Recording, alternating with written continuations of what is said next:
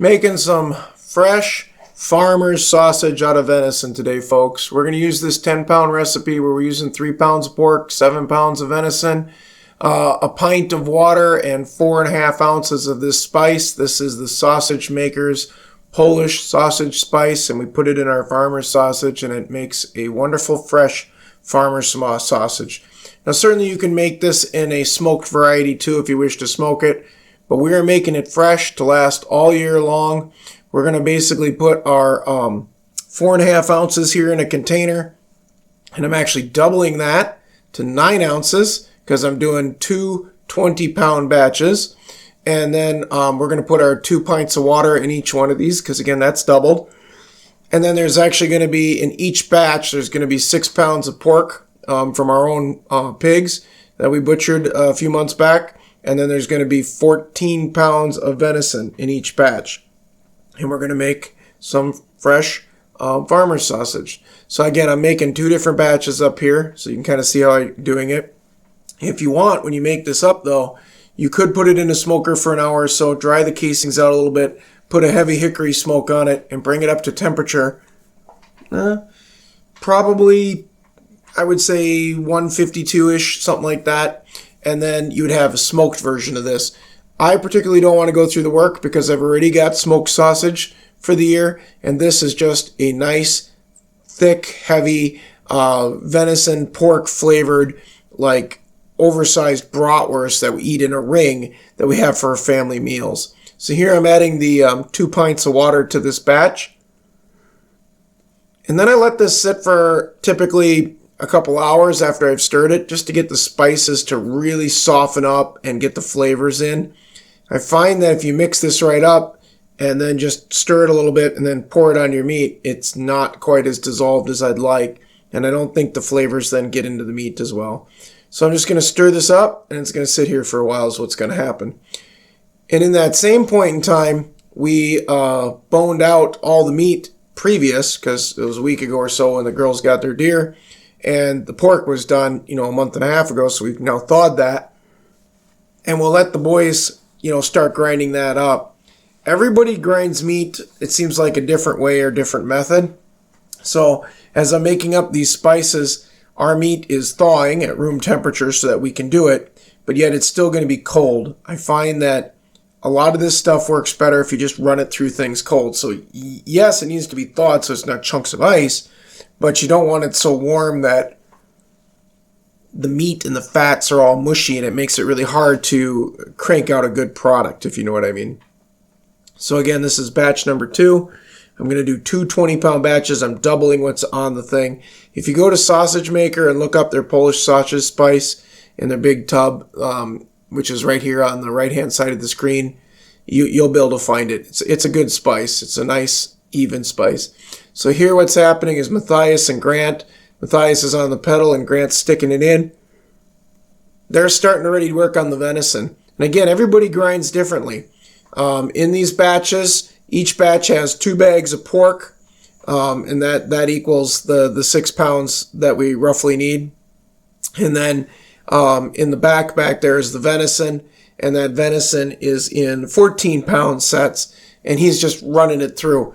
I have made this equal. So there are times where I've made this recipe with 5 pounds of pork and 5 pounds of venison because you don't get enough venison. You can do it that way, folks. There's nothing wrong with it. You can do it equal, and it'll get a little bit more of like a bratwurst type flavor to it.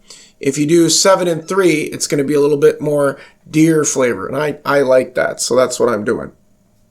And then here he's got the pork in it. And again, you can do this differently. Some people do a piece of venison, a piece of pork, a piece of venison, a piece of pork into their grinder. I'm not so worried about it because I'm going to do a lot of mixing.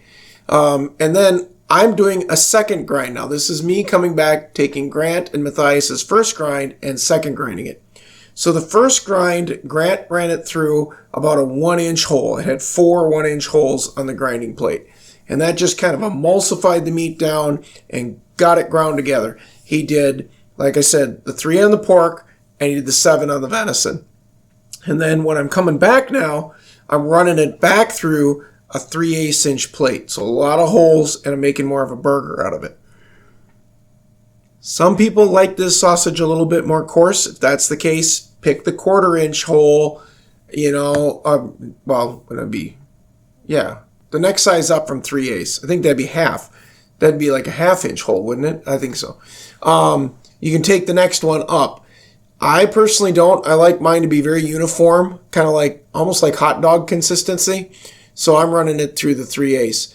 Then when I got it in there, I'm going to put it into the mixer, and I've got a hand mixer here, just big stainless steel one. As always, I'm remixing the spices, and I'm going to pour some in, mix, pour some in, and mix. Now, if you're used to working with your own sausage, if you're putting a cure in this, a cure number 1, a cure number 2, or a celery cure, it's going to turn very dark brown, and you should do that if you're going to smoke it. But I'm making this fresh, so this is going to go right into the freezer, and then it's going to be fully cooked before we eat it. So we're going to take it out of the freezer, put it in boiling water, bring it up to about 152 degrees inside the casing, and then we're going to serve it out. So there's no reason for a cure in this, because we're doing a fresh farmer sausage.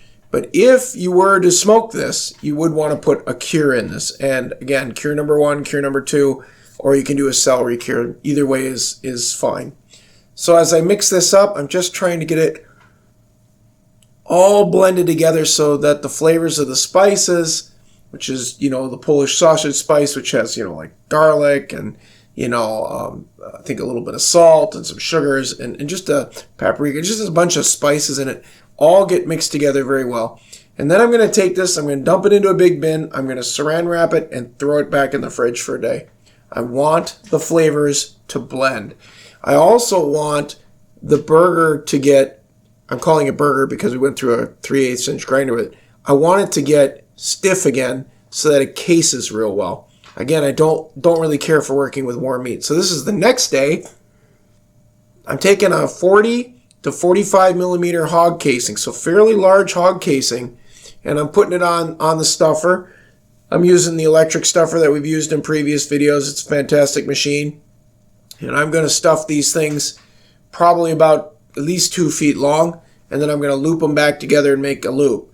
And I would tie the loops together if I was going to smoke them, because I need to put them on the rod in the smoker. But since I'm doing a fresh farmer sausage, I can just tie each end and put them into the vacuum seal bags for freezing. So here it is. We're putting it into the stuffer. You can see it's cold. It's kind of congealed, which is fantastic. Part closest to the top's gotten a little more oxygen, so obviously it's browned a little bit, but not a big deal. Just keep going. Just chop it up, push it into that stuffer, and get it made.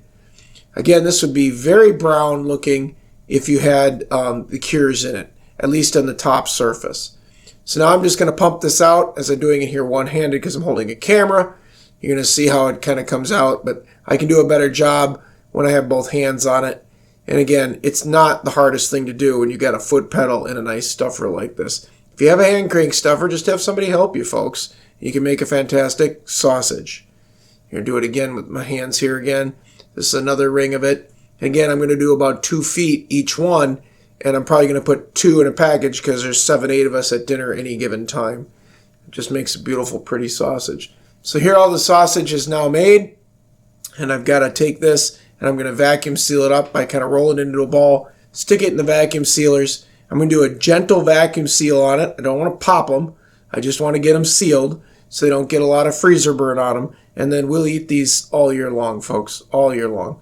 This is 2 20-pound batches.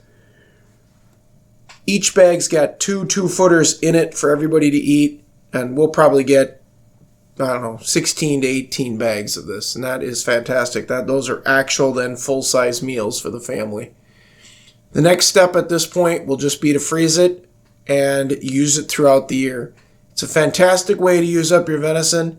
It's a very easy recipe. It doesn't require a smoker, which is nice for people that aren't really big into smoking, and it stores very, very well.